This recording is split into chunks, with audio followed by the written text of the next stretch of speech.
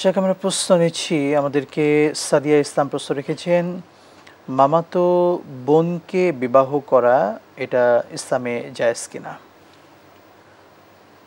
যে অত্যন্ত গুরুত্বপূর্ণ একটি প্রশ্ন, যে মামাতো বোনকে বিবাহ করা যাবে, এতে কোনো সমস্যা নেই। মামাতো বোন মাহরামের ভিতরে পড়ে না। মামাতো বোন, চাচাতো বোন, খালাতো বোন, ফুফাতো বোন এরা কিন্তু মাহরামের ভিতরে না। এদের সাথে কিন্তু পর্দাও করতে হবে। শুধু বিবাহ জায়েজ এই ফতোয়া নিলে হবে না। যে ফতোয়াটা নিতে চাচ্ছেন তার উচিত যে তাদের সাথে আমাদের পর্দা মেনটেন করে চলতে হবে। যার সাথে বিয়ে বৈধ তার সাথে পর্দা আমার বৈধ এবং পর্দা আমাকে করতে হবে ফরজ। শুকরান, জাযাকাল্লাহ। আমরা খায়রুল ইসলাম প্রশ্ন রেখেছেন, নামাজে যদি মোবাইল বেজে ওঠে তখন করণীয় কি? অত্যন্ত গুরুত্বপূর্ণ প্রশ্ন। আমাদের প্রতি প্রায় মসজিদে এটা হয়, কিন্তু মসজিদে কিন্তু মুয়াজ্জিন সাহেবরা কিন্তু আবার ঘোষণা দিয়ে দেয় যে মোবাইল সাইলেন্ট রাখুন অথবা বন্ধ রাখুন।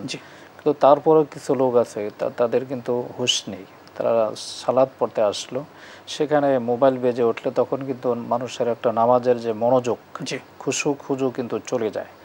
তো সে কারণে এটা আমাদের একজন মুমিন হিসেবে আমাকে অবশ্যই আমাকে এটা অ্যালার্ট থাকতে হবে যে আমি নামাজ চলে আসছি। মোবাইলটা অবশ্যই এই 10 মিনিট 15 মিনিট বন্ধ থাক অথবা সাইলেন্ট করে রাখা যায়। আর যদি এরকম বাজতেই থাকে শুধু, তাহলে আপনি সেটাকে হাত দিয়ে সুইচটাকে টিপবে, যে কোনোভাবে যাতে আওয়াজটা বন্ধ করে রাখা যায়। এক হাত ব্যবহার করবে নাকি দুই হাত?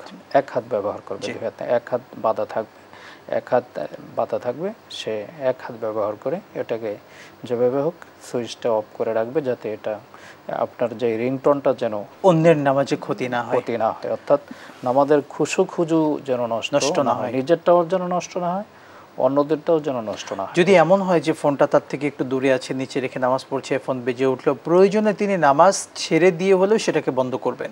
তাছাড়া এটির কারণে কিন্তু পুরো সবার নামাজের খুজু নষ্ট হয়ে যাচ্ছে।